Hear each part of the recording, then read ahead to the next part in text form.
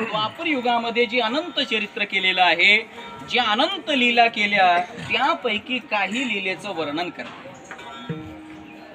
जगद्गुरु तुकोबाराय चरित्र वर्णन करतायत. म्हटले चरित्र असं आहे की सृष्टीचा नायक भगवान, विश्व ज्याच्या ताब्यात तो विश्वनाथ भगवान आजच्या दिवशी गवळणीकडून बांधून घेतो. हे आश्चर्य आहे. जगाला खायला देणारा, जगाचं भरण पोषण करणारा, सृष्टीला बंधनामध्ये टाकणारा असा भगवान कृष्ण परमात्मा पण आजच्या दिवशी गवळणी बांधिते धारणासी गळा. आज गवळणीनं त्याला उकळाला बांधून घेतलं. पुढं काय नवल नाही. मग खेळे त्या गोपाळा माझी ब्रह्म. गोपाळांच्या बरोबर तो गोपाळ खेळ खेळतोय. देव त्यांच्या बरोबर खेळ खेळतोय. हे आश्चर्य आहे. देव गवळणीकडून बांधून घेतो हे पण आश्चर्य आहे. जगाला खायला देणारा, जगाचं भरण पोषण करणारा आजच्या दिवशी धावनिया मागे यशोदे भोजन. यशोदेला भोजन मागतोय. आई घराकडे चाल, आई मला जेवू घाल, आई मला हे जेवायला पाहिजे, आई मला ते जेवायला पाहिजे. जगाला खाऊ घालणारा आजच्या दिवशी भोजन मागतोय.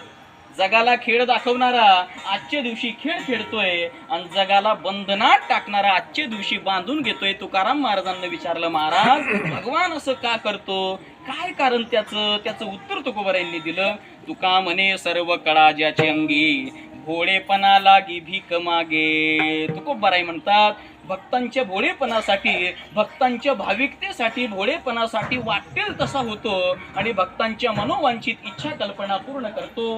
हे भगवंताच्या जीवनातलं आश्चर्य आहे, चरित्र आहे. असं भगवान कृष्णाचं दिव्य चरित्र, विचित्र चरित्र जगद्गुरु तुकोबारायांच्या या अभंगाद्वारे आपण आपल्या वेळेमध्ये पाहण्याचा प्रयत्न करणार आहोत. पण हे जे कीर्तन आहे ना, सकाळचं कीर्तन किती गोड आहे. सकाळचं कीर्तन आहे ना, हे काल्याचं कीर्तन.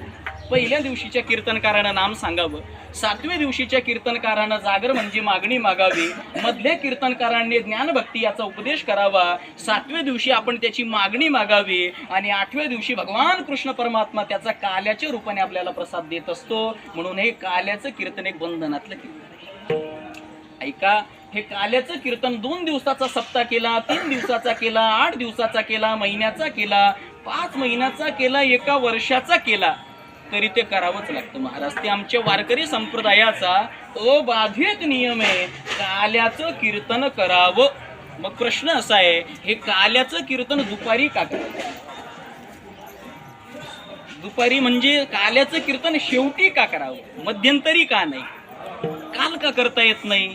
बरं, अगोदर सप्ताह 8 दिवसाचा राहतो, त्याच्यामध्ये 5व्या दिवशी का करता येत नाही, 4थ्या दिवशी का करता येत नाही? काय कारण असेल असं की हे काल्याचं कीर्तन शेवटीच करावं लागतं? पहिलाच प्रश्न आहे आपल्या अभंगातला, कधीच तुम्हाला न पडलेला. लाख कीर्तन ऐकले लोकांनी पण प्रश्न पडत नाही. हे प्रश्न पडले पाहिजे महाराज, हे का काल्याचं कीर्तन करायचं शेवटी? दुसरा एक प्रश्न असा आहे की काल्याचं कीर्तन दुपारी करायचं, दुपारी का करायचं? 10 ते 12, 11 ते 1, 9 ते 12 याच वेळात का? रोज रात्री सगळे कीर्तन रात्रीची होतात, काल्याचं कीर्तन दुपारी होतं. 2 प्रश्न ध्यानात ठेवा. पहिला, काल्याचं कीर्तन शेवटी का करावं? दुसरा, काल्याचं कीर्तन दुपारी का करावं? आणि तिसरा एक महत्वाचा प्रश्न आहे, काल्याच्या कीर्तनामध्ये भगवान कृष्णाचं चरित्र का सांगावं? हे तुम्हाला कधी न पडलेले प्रश्न आहेत. पहिला, काल्याचं कीर्तन शेवटी का करावं?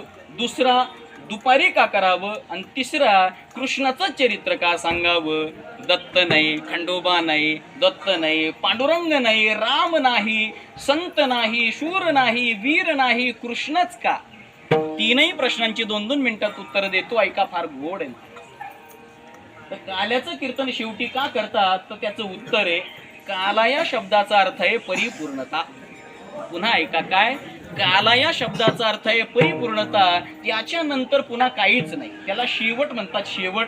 त्याला उदाहरण द्यायचं म्हटलं तर ज्ञानेश्वरीमध्ये त्याला 2 उदाहरणं आहेत. तुमच्या लक्षात आली तर बघा. ज्याची बुद्धी चांगली आहे त्याला पहिलं कळल, पण ज्याची बुद्धी थोडीशी जड आहे त्याला दुसरं कळेल. पण उदाहरण नक्की कळेल बरं का आप्पा. ज्ञानोबाऱ्यांची भाषा आहे ती, माझी नाही. ज्ञानोबाऱ्यांनी एक ओवी वापरले बघा. माऊली म्हणतात, देवळाची या कामा कळसू, देवळाची या कामा कळसू, का परमगंगेसी सिंधू प्रवेशू, का सुवर्ण शुद्धी कसू सोळावा जैसा. देवळाची या कामा कळसू. ऐका, 2 उदाहरणं दिली. त्याच्यातलं पहिलं उदाहरण म्हटले, एखाद्या मंदिराचं बांधकाम सुरू झालं, मग आपण अगोदर पाया उभा करतो. आता किती सुंदर मंदिर आपल्या क्षेत्रामध्ये विठ्ठल मंदिर आहे. रोज आपण देवाच्या दरबारात जातो, देवाचं दर्शन घेतो, त्याचे पाया पडतो. पण जेव्हा मंदिराचं बांधकाम सुरू होतं, आपण अगोदर पाया उभा करतो. पायावरती भिंती उभ्या राहतात, भिंतीवरती स्लॅब पडतो, स्लॅबमध्ये मूर्ती बसवली जाते. ऐका, मंदिराला कलर दिला जातो, मंदिरात फरशी बसवली जाते, मंदिरात मूर्ती बसवली जाते, मंदिरासमोर काला केला जातो, मंदिरासमोर सप्ताह केला जातो. कळलं तुम्हाला? मंदिरात किती सुंदर फरशी आहे, मंदिरात किती सुंदर कलर आहे, मंदिर किती क्वालिटीचं बांधकाम आहे, याच्यावरून मंदिर परिपूर्णतेला जात नाही. मग मंदिरावरती ज्या दिवशी कळस धारण होईल, मंदिराचं बांधकाम परिपूर्णतेलाच जाईल. तसंच कितीही कीर्तन रात्रीची झाली तरी परिपूर्णता मिळत नाही. काल्याचं कीर्तन झालं की सप्ताहरूपी बांधकाम परिपूर्णतेला गेलं. इतकं सोपं आहे. एवढं सोपं सुद्धा लोक